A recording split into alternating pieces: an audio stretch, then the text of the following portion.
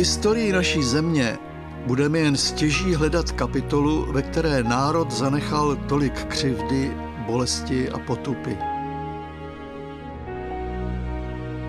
Těžce vykoupenou svobodu naší země stále někomu dlužíme. Jedním z mnohých je i František Truhlář. Muž, jehož osud byl psán plameny.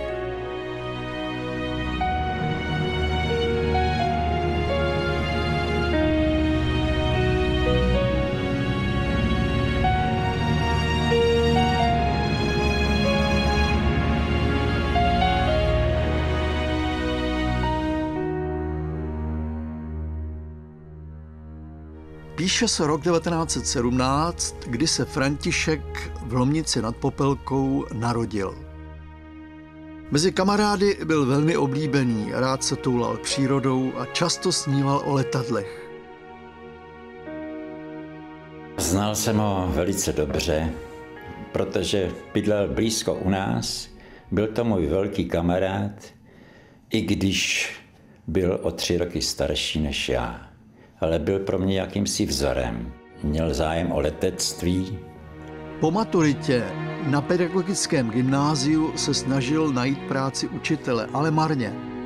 Rozhodl se proto odejít na vojnu a stát se pilotem.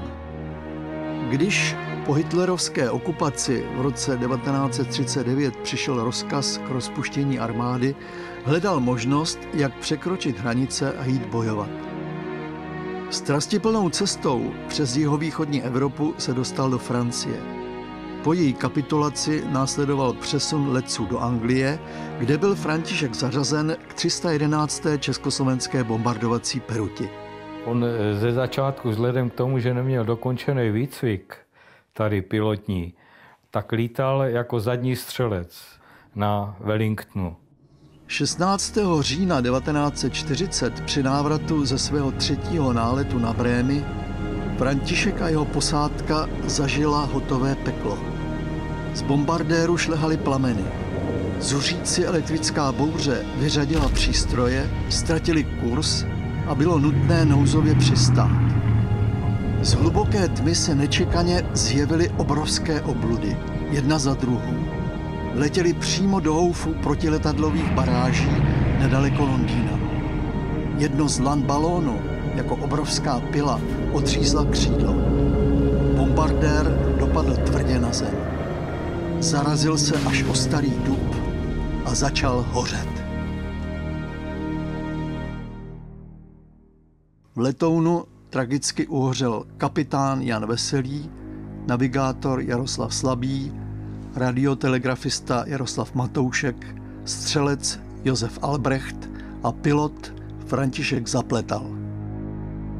Poslední z posádky, František Truhlář, je v zadní části trupu palčivou bolestí vrácen k životu. Mysl se mu mate. Jeho návrat ke skutečnosti je provázen jedinou myšlenkou.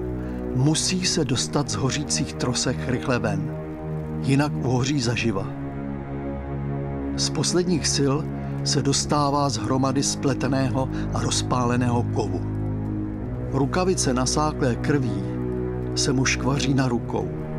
Letecké boty na jeho nohou prohořely tak, že bylo vidět živé maso. Oči bez obočí a řas, a rty nárazem rozbité. Zžíravá bolest spáleného obličeje a končetin vede k šílenství.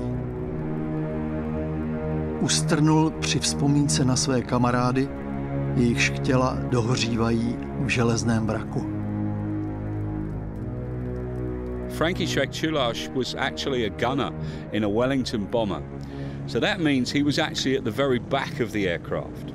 Now when an aircraft is crashing of that type, the plane is falling out of the sky and the slipstream, that's the wind going across the plane, turns it into a torch. It turns it into like a blowtorch, a thing that we would use now for fixing pipes with. You imagine a sort of a 5-6 ton blowtorch flying down to the ground and hitting the ground. There's not a lot of chance of survival, but when you did survive, you were very badly burnt. Po havárii byl převezen do nemocnice Margaret. Nebylo jisté, zda se František udrží naživu. Zažíval ohromná muka a bolesti. Uplynuly dlouhé dny vyplněné utrpením, stupňovaným až do nesnesitelna při převazech. S hrůzou očekával příchod lékaře, kdy nastávaly tyto strašné okamžiky, které ho čekaly ve dne v noci v 3hodinových intervalech. František svůj boj o setrvání na tomto světě vyhrál. Lékaři doufali, že jeho ohořelý obličej bude nahrazen transplantací kůže. Následoval převoz do nemocnice v East Grinsteadu, kde se František 7.2.1941 dostal do péče slavného chirurga, plastického chirurga Archibalda McIndowa, který se snažil samozřejmě vylepšit jeho fyzický vzhled. Tento lékař si získal uznání a obdiv za své výkony na operačním stole, kde transplantací vrátil obličej desítkám letců. Od něho se František dočkal své první plastické operace, kdy mu přenesli kůži ze zdravého stehna na popálený nárt. Dr. McIndoe, Archie McIndoe was a doctor. He was a skin specialist, mainly dealing with people who had psoriasis, mainly dealing with people who had skin diseases, which at that time were quite unusual. And he was experimenting with early day grafting, but all of a sudden he had a great new group of people that he could experiment on, if you pardon the expression. He was experimenting on people who wanted to live, but who wanted to get back into what they were doing, which was fighting wars. These guys were a bit strange. They didn't want to sit at home after this terrible thing had happened to them. They wanted to go back to flying. My mother was one of his nurses. My mother worked at East Grinstead after a series of hospitals she worked at in London. She was a nurse at the beginning of the war. And my mother worked for him. She worked for him as post-operative care nurse. So she was looking after some of the soldiers and airmen who were damaged and who were subsequently repaired by McIndoe's team. Sestry, většinou dobrovolné pracovnice Červeného kříže, svým láskyplným přístupem pomáhali popáleným letcům těžkou léčbu překonávat. Jedna z nich byla oporou i pro Františka. Opět František prožíval velké bolesti, a to nejen fyzické a duševní, a musíme teďka zdůraznit, že pouze přístupem speciálně sestry Pamely, která se stala jeho velkou láskou, se dostal z těchto velkých problémů. František dosud neměl jistotu v tom, jak ve skutečnosti vypadá, a až dosud nechtěl svůj obličej spatřit. Nyní se však domníval, že už je dost silný, aby se přesvědčil, zda jeho dohady nejsou klamné. Přesto se jeho ruka držící zrcadlo třásla. Pak sebral všechnu svou odvahu. Ale potom v hrůze pocítil jedinou touhu. Aby to nebyla pravda. Nedovede si představit další život s takto znetvořenou tváří.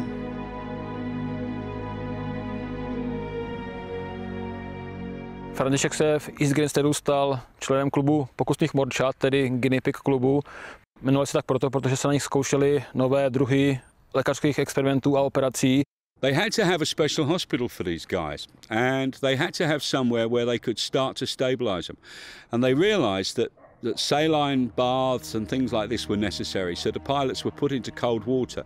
Many pilots who crashed in the sea, in the English Channel, survived because they crashed in the sea. They didn't survive because they were brave and they were strong. The salt water actually helped them. Stará kůže se změkčila a pak se odpreparovala z těla, a toto místo potom bylo nahrazováno transplantací nové kůže, která byla odebrána pacientovi buď z břicha, z lítka nebo z paží. And these men who were brought to Queen Victoria Hospital were definitely being used for testing. Archie didn't have a great deal of back experience or previous experience in what happens with skin grafts, why they reject sometimes, why they don't work. When they do work, how they work. He was trying everything for the first time in most cases. And so at the end of the day, the pilots he was working with and the air crews he was working with, they were his guinea pigs, they were his test animals. František je převezen na Zotavenou do lázní. Při té příležitosti navštěvuje i Londýn. Byla to směs radosti z návratu do života a obav z toho, jak ho lidé přijmou. Skličoval ho pocit, že bude nyní pokládán za bytost méněcennou, které již nepatří nic než soustrast. Neodvažoval se pohlédnout kolem jdoucím do tváře, ale neviděl, že by se lidé zastavovali nebo o něm mluvili. Když se ráno v hotelu probudil, nechala mu přinést majitelka snídani.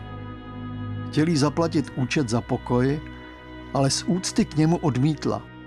Naopak ho ujistila, že jeho vlast nikdy nezapomene, co pro ní podstoupil, a lidé oplatí láskou a vděčností všechno to utrpení, které prožil. František byl dojat až k slzám. Vzrostlo v něm odhodlání, že se vrátí k boji. Po roce od své první havárie byl z nemocnice v East Grinsteadu propuštěn, prošel zdravotními prohlídkami a byl uznán schopným pro další leteckou službu. Celý rok se věnoval pilotnímu výcviku a byl zařazen k 312. stíhací peruti jako operační pilot. Zažádal znova o letecký výcvik, dodělal si výcvik pilota, stíhače a znovu začal operačně lítat na Spitfirech. Už jako kapitán letectva vykonal desítky operačních letů.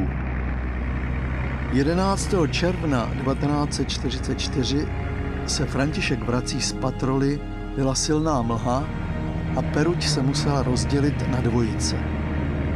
Svého kamaráda dovedl bezpečně na přistání, ale jemu samotnému motor stíhačky zhasl pro nedostatek paliva. Smrt byla opět na dosah. Vzdoroval, ale marně. S nekontrolovatelným letounem dopadl na podvozek, z motoru se vyvalily rudé plameny a hustý kouř. Určitě by v letounu uhořel, kdyby mu na pomoc nepřispěchali dva příslušníci místního hasičského sboru. S nasazením vlastních životů vytáhli bezvládné letcovo tělo z hořícího stroje. Mstivý osud zasáhl podruhé. Nový obličej, který mu byl tak pracně po dlouhém léčení a operacích zhotoven, byl opět těžce seškvařen plameny. Jeho fyzický stav byl velmi vážný a pohyboval se na hranici života a smrti.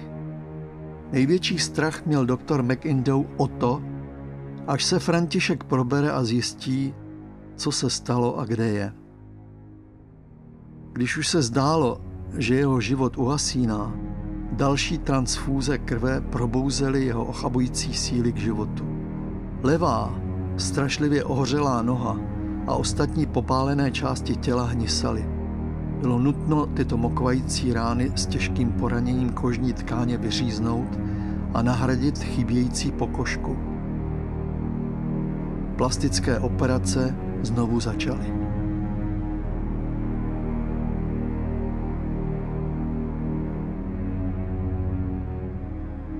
Františkovi se vrátilo vědomí.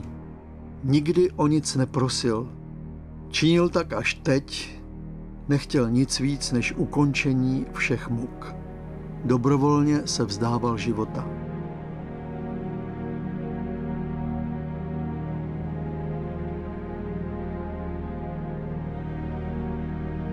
V těchto nejtěžších chvílích mu byla po boku opět jeho věrná ošetřovatelka Pamela.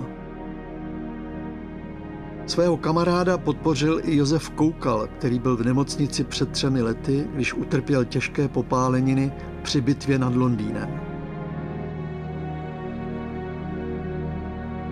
František Truhlář se zvolna dostával ze svého stresu a i zranění se začala hojit.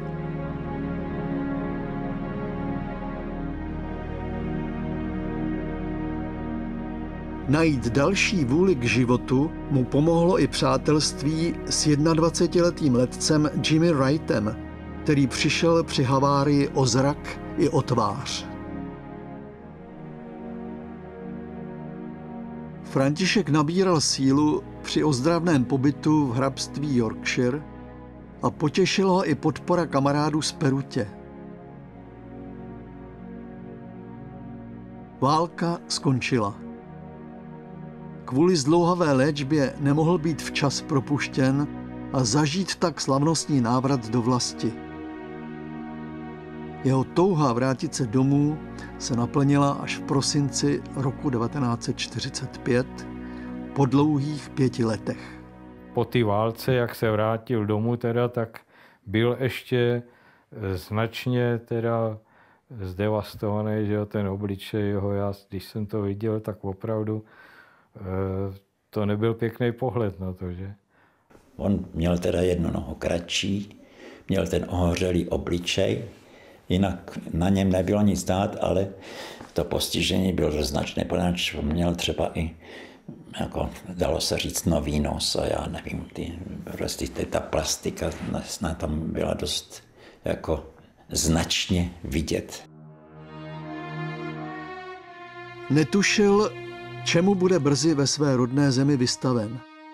Když se vrací ze služební cesty vlakem, usedá k němu do kupé žena s dítětem. Po chvíli se ozve dětský pláč. A ženský rozlobený křik Františka vykáže z kupé se slovy: Takoví jako vy by neměli chodit mezi lidi, jen je strašíte. Lidé, a zejména to byla nějaká matka s dítětem ve vlaku, na něj působila velmi nepříjemně v tom, že říkala, prosím vás, běžte, to dítě se vás bojí vzhledem k jeho postižení v obličeji po popáleninách. Františka se to velice dotklo, protože měl ještě v živé paměti, jak vlastně ho přijala veřejnost a třeba ta majitelka hotelu v Anglii před 4 lety a vlastně obyvatelé země, za kterou šel bojovat a tak trpěl, ho přijali, nebo tohle byl jejich dík. Uzavřel se do sebe a velice ho to poznamenalo, tato smutná událost.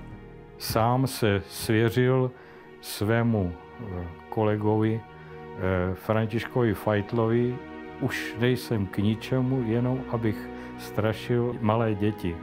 Nedovedl jsem si představit, že vůbec je možné, aby takhle si vyjádřili lidé k člověku, který vlastně se dá počítat mezi osvoboditele. Na rozdíl od anglické veřejnosti, která ho přibrala jako hrdinu, se vrátil domů a vlastně čeští občané za jejich svobodu šel bojovat, ho přijali prostě jako zrůdu.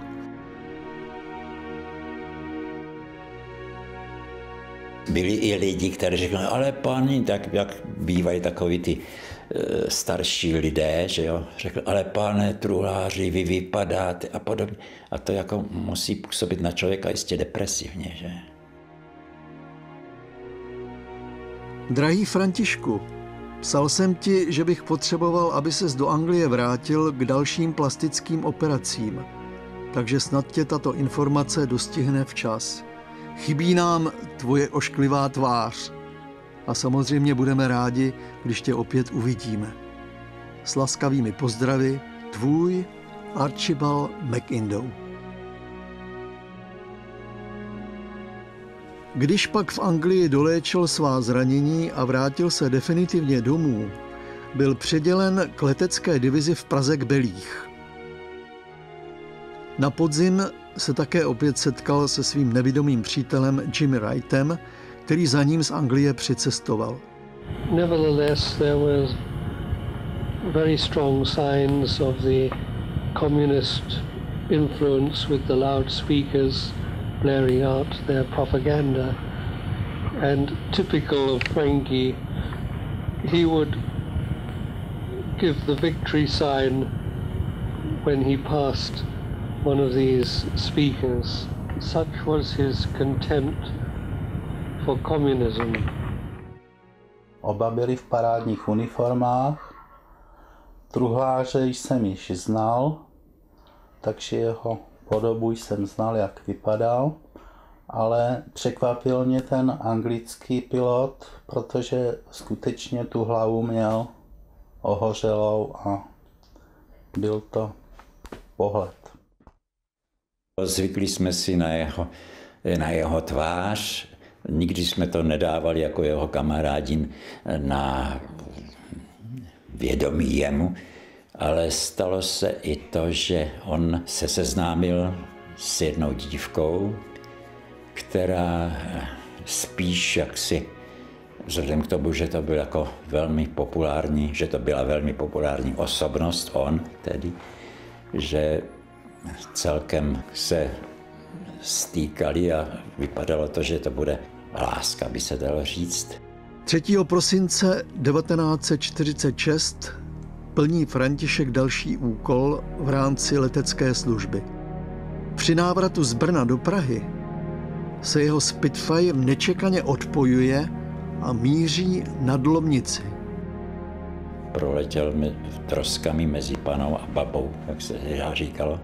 Letěl tady nad Babylonem. Najednou taková hrozná rána.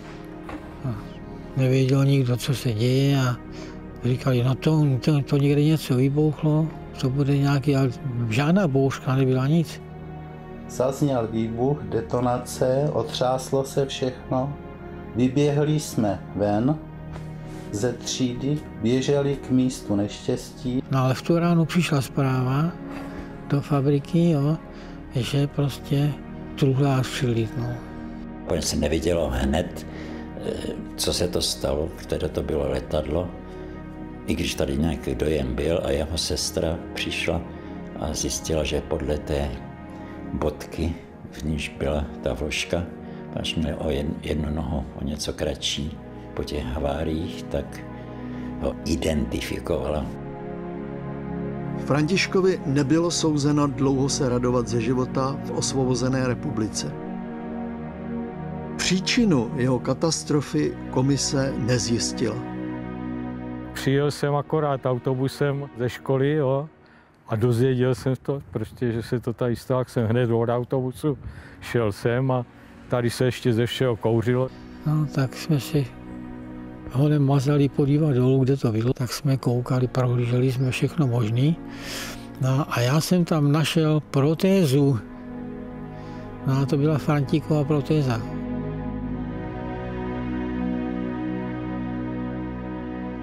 Přiletěl tady od vrchu zvaný Babylon.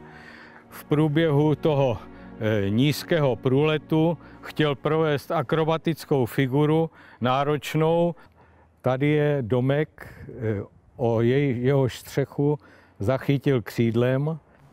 Ta střecha byla smetená a letoun byl stržen do té zahrádky tady za tím živým plotem a po výbuchu celého letounu tady v té zahradě byl motor setrvačností vymrštěn do k tomu domku a oknem prolétl, zapíchl se do skříně s šatstvem a celá vilka začala hořet. Naštěstí nebyl zrovna nikdo v té místnosti přítomen, takže nedošlo k dalšímu úmrtí. Vyskytly se spekulace, zda šlo opravdu o nehodu nebo o sebevraždu. Několik metrů od nehody žila totiž Františkova dívka. Zavadil křídlem o dům, který byl v blízkosti té Sokolovny, kde blízko také bydlela ona, dívka, a tam prostě došlo k té strašné havárii. Vím, že měl vážnou známost tady v Lomnici a že to byla jedna z dalších příčin, proč by se chtěl připravit o život. Domnívám se, že ona také měla dost vlivů na jeho osud, který ho postihl. Byla svobodná a prostě taková dívka, že když se objeví u nějaké takové osoby, která byla velice významná, takže jí to jako přitahovalo, i když jako si myslím jenom tím, že že František byl taková významná postava. Byly různé zvěsti o tom, jak došlo k jeho havárii. k jeho úmrtí. Vzpomínám si, že když byl třeba ples, tak on samozřejmě netančil, ale byl tam s kamarády, trošku se popíjel a kamarádi, jeho spolužáci mu říkali, jo to Franto, když ty přiletíš do Lomnice, to nic není, to tady, ještě tady byl letec Vanco, který taky absolvoval teda tu válečnou dobu v letadle, že v Anglii, ale říkali, to když přiletí Vancel, tak to je něco. Přitom prý Františka Truhláře napadlo, že by mohl předvést novou leteckou figuru. Lomničáci říkali, že Franta říkal, že přilítne a že se budou divit, že se budou v Lomnici ohýbat komíny. Připadalo mě to jako velký risk, dokonce jako myslím druh vlastního rozhodnutí skončit se životem, i když za těchto okolností. Což mohlo vésti tento jeho psychický stav k tomu, k domněnkám, že prostě jeho katastrofa byla sebevraždou. Nikdo z jeho známých ovšem v tohleto nevěřil a ani já osobně, vzhledem k tomu, že František Truhlář prožil spoustu, dá se říci, neštěstí, osudů, kdy dvakrát uhořel při havárii, které utrpěl při svém leteckém působení v Anglii a dokázal tak, že má velkou vůli žít a poprat se s osudem. Ale mohlo být na všem trochu pravdy, že to třeba udělal také z části z té nešťastné lásky, z části předvést Lomnici svoje umění, protože všichni byli nadšení, že mají takového letce mezi sebou. V den Františkovy tragické smrti podává v East Grinsteadu přítel Jimmy Wright na poště balíček. Netuší, že svého adresáta už nikdy nenalezne. I believe my visit took place about 6 weeks before Frankie had his tragic flying accident and was killed. It was Archie McIndoe who came into Ward 3 and gave me this terrible news about the loss of my very dear friend Frankie. I'm afraid I was unable to control my feelings and broke down into tears. Jeho náhlá smrt všechny zasáhla. Na rozloučenou mu byl vystrojen pohřeb s nejvyššími vojenskými poctami. Byl přepravován na palubě nebo v kokpitu takzvaného smutečního aráda. Byla odstraněna kabina a prostě jinak ten trup toho letounu byl tažen za lafetou a na tom spočívala rakev. Při pohřbu řekl Josef Truhlář nad rakví svého syna, že si nepřeje další polemiky na toto téma a že celá záležitost je tímto uzavřena. Tajemství a pravdu si vzal sebou František do hrobu. Se svým životem, svým příkladem by mohl být vzorem pro mnoho lidí. Chvála byla na něj ve všem. Dobrý voják, dobrý člověk. No. A koho nezajímalo, kterého kluka nezajímalo to, že byl letec. František Truhlář je prostě v Lomnici nad Popelkou jednička. Bojoval za nás, trpěl za nás. Myslím, že pro nás a další generace se stal legendou. Legendou nezměrného úsilí, legendou nezměrného sebeobětování. Otázkou je, zda tato havárie nebyla pro něj vykoupením, protože to, co následovalo po únoru 1948, to by asi bylo daleko větší peklo pro Františka, než to, čím prošel za války. Možná, že kdyby neměl tu havárii, takže by taky potom špatně dopadl jako mnoho jiných pilotů, kteří za nás bojovali, což je velká ostuda. A ostuda to bude v dějinách na věčné časy. We didn't know that Czech pilots were, when they got home, were suddenly arrested or taken away and made to work in labour camps and so on. It's disgraceful. So I think it's a very bad thing. But why did the Czech government do it? I don't know. Maybe they thought it was going to cause problems. Maybe they thought that if they appeased what could happen if these people became strong, it was a good thing to do. But I don't think it was, obviously. So I think it was a very bad thing. V 29 letech tak skončil život pro člověka, který se dobrovolně vydal na trnitou cestu boje proti bezpráví, lemovanou neskutečným utrpením. Navzdory nezlomné vůli žít se stal František Truhlář nepřítelem osudu.